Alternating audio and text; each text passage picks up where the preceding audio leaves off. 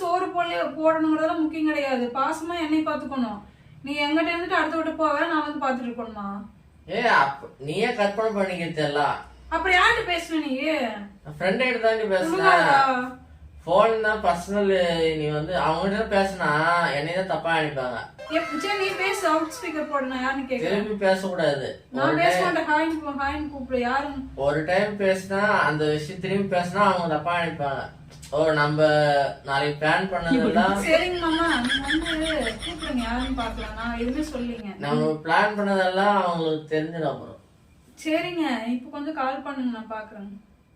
Phone தான் கேட்கக்கூடாது. நான் போன் கேட்கல, நான் அந்த இது கால் பண்ணி பாப்பேன். நான் இப்பயே உனக்கு பஞ்சாயத்து பண்ணி உங்க வீட்டுக்கு அனுப்பிச்சிடுவேன். எப்படி எல்லாம் இது பண்றாங்க. ஐயோ என்ன இப்படி 1-2 நாள் வீட்டுக்கு போக சொல்லலாம்னு நினைச்சேன். ஒரே உங்க